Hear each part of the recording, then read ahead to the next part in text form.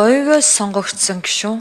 За энэ 14 мегат төслийн Франц Монголын ураны төсөл хэрлэн тонн орхон анги 5-7 дулааны цахилгаан станц, газрын тос боловсруулах үйлдвэр, 5-7 кокс хиймэн үйлдвэр гэдэргээд 5-6 нь манай говийн бүсэд хэрэгжинэ. За гэтэл биднэрт говийн бүсэд хамгийн чухал хэрэгтэй юм бол ус. За говийн бүсээс маш их ашигт малтмал одоо гадагшаа экспортлж байгаа улсаа тэжээдэг гол нэрийн бүтээгдэхүүнүүдээ экспортлдог. Тэгээд говийн гүний усаар тэрийгэ баяжуулж угаадаг.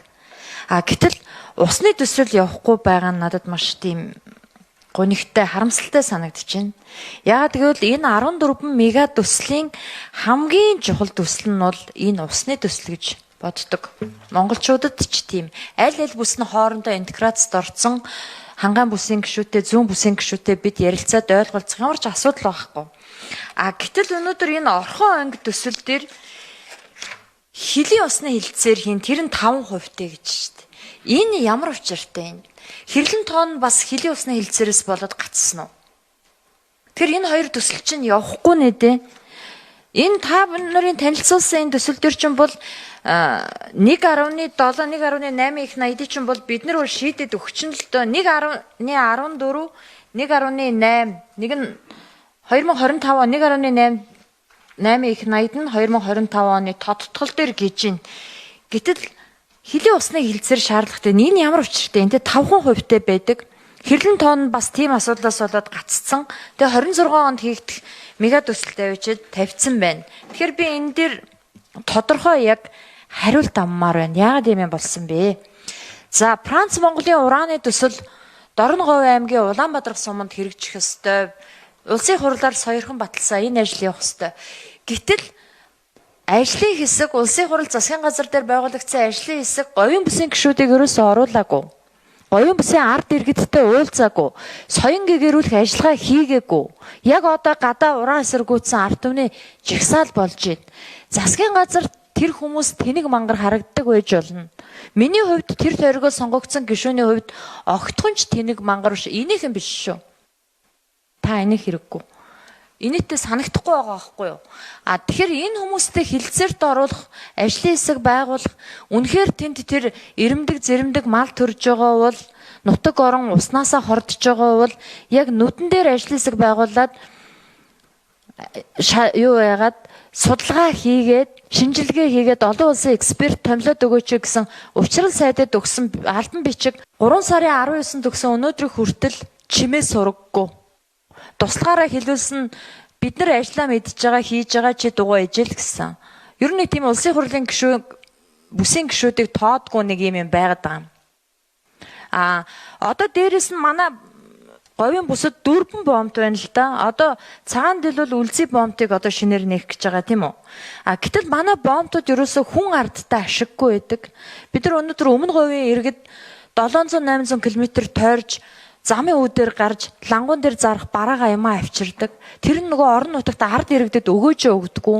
Тийм учраас бухимдалтай байдаг. За тулах сайтай энэ асуудлыг тухай бүрд нь ярьж байгаа. Тэгэхээр надад усны хилцээр дээр яагаад орхон анги дээр хэлийн ус хэрлэн тоонд бас хэлийн усны хилцээрээс гатсан байх гэж би бодож байна. Одоо хүртэл энэ санхүүжилтийн их усүр нь тодорхойгүй байна. Энд дээр хариулт өгөөч 3 асуулт асуу. Бид нар бол эхний шатанд улаан нуурыг устдаа болгохоор ажиллаж байгаа. Маш тодорхой санхүүгийн ч гэсэн шийдээд тэрийг бол хийчихнэ гэдэгт бол эргэлзэхгүй байгаа. Энэ ус мөстэй холбоотой юмыг байгаль орчны яам нөгөө хилцэр мэлцэртэй холбоотой юмыг бол тайлбарлах байх. Улаан нуураа усжуулахад бол ямар ч тийм хилийн хилцэр бол шаардлагагүй. Тий. Тэгэхээр тэрийг эхний ээлжинд хийчихье гэд маш богино хугацаанд алхах гэсэн нэг ийм бодол ойлголттой байгаа. Тэгээд тантай санал нэг байгаа. Ер нь цаашдаа энэ эдийн засаг жоохон айтаахан болно, амьдрна гэж байгаа юм бол устдаа байх хэрэгтэй гэдэг харцаагүй шаардлага байна. Тэрийг хийхгүйгээр цаашаага энэ уул уурхайтай холбоотой ч юм уу эсвэл аж үйлдвэртэй холбоотой бодлогод ирнэ ажил хэрэг болохооргүй байна. Тийм учраас бол бид нар үндэсний ус ахуйн хэрэгцээний ус гэдэг энэ зүйлийн араас бол маш хүчтэй ажилланаа. За тэр уран олборлолтой холбоотой технологийн аюулгүй байдлын ойлголтыг бий болгох гэдэг тухайд бол тантай санал нэг байна. Ер нь энэ дээр бол маш нэгт ажиллагаа хэрэгтэй байлаа. Их тодорхой байна, аюулгүй байна гэдгээ нотлоод хэдүүлээ цаашаа явах хэрэгтэй. Энэ нотлохоонууд гарах хүртэлх хугацаанд ямар ажлууд хийх вэ гэдгийг бас 7 номер те. 7 номер бас хариулаад явах нь зөв байх. 3 дахь асуулт нь юу байлаа? Хариулсан. Бомб яг зөв. Бомбыг хариулмаар нь. Ер нь бол бомбыг цаатлаас нь ачаа тээвэр авдаг байх зохицуултыг хийгээч гэдэг шаардлагыг би сайдад бол хэлсэн байна. За буяагийн тулах сайд хариулна. За говийн бүсэд бол 4 бомб байгаа гэж тайллаа. Тэгээд 4 бомб дээр одоогийн байдлаар бол уул уурхайн бүтээгдэхүүн экспортлохоос гадна ялангуяа гашуун сохот бомб төр уул уурхайн бүтээгдэхүүн экспортлохоос гадна манай талаас гэрийн даалгавар юу байх ёстой гэвэл хүнсний лабораториуд барьж байгуулах ёстой. За бид шинээр тогтчулж байгаа шинээр бүтээн байгуулж байгаа бомбтууд дээр бол барилгын лаборатори, хүнсний лаборатори бүгдийг нь одоо тусгаж өгж хөрөнгө оруулалтанд суулгаж байгаа. За гашуун сохот бомбын хувьд бол сая шинэ бомбын зохицол бүр өнгөрсөн оны 9 сараас ашиглалтанд ороод үйл ажиллагаа явуулаад эхэлсэн. За энэ дотор лабораторийн барилга нь орцсон одоо харин дотор тогтчлтын асуудлыг 24 оны төсөв суулгаад тендерээ зарлаад энэ дотор тогтчлтыг энэ ондоо хийгээд дуусна. За ингийн бол гашуун сохот бомбтоор ирээний бомбттай адилхан, замын үед ирээний бомбтай адилхан хүнсний бүтээгдэхүүн орж гарах болцоо бүрднэ. За шинээр яригдж байгаа цагаан дийл уулын бомб, за ханги мандын бомб төр ч гэсэн ялгаагүй яг энэ байдлаараа орон нутгийн асуудыг шийдээд явна гэдэг ийм төлөвлөгөөтэй хөрөнгө оруулалтад ажиллаж байгаа гэж хэлье. Улаанбаатархад засгийн газрын төлөөлөл учрал сайдыг хариуцсан сайдыг говийн бүсийн гишүүтэй авчир гэсэн шаардлага тавиад байгаа байхгүй юу? Учрал сайд энд очих уу? Энийг би хинээс асуух уу? Учрал сайд энэ хуралд орж ирж болох уу?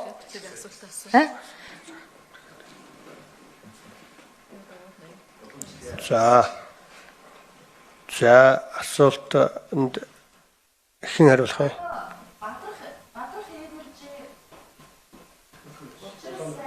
За 7 номерын микрофонд хариулт өгье. За маатун компани захирал 70 жаргал байна. 3 сарын 21-нд засгийн газрын хэрэглэх газрын тушаалаар Дорногов аймгийн Улаанбаатар суманд малчтаас гарсан гомдлын дагуу ажлын хэсэг ажиллаад ажлын хэсэг 4 хоног ажиллаад хэвлэлийн урал хийгээд бүх тайлбар илтгэлүүдэд тавьсан байгаа. Нэгдүгээрт, хоёрдугаарт бид нар хөрөнгө оруулалтын гэрээгээр олон улсын ард түмэн эрчимчнийгээл магнитикийн хяналтын дор явал 2 жил тутам магнитикээс хяналт тавина гэж гэрээнд оруулаад тусгацсан байгаа. Шинжлэх ухааны актив улирал болгон хяналт хийгээ явж байгаа.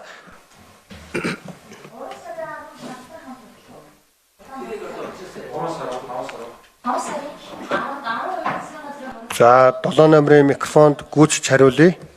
Гэхдээ тэрийг учрал сайд мэдэх байх. Би учрал сайдын өмнөөс хариулж мэдэхгүй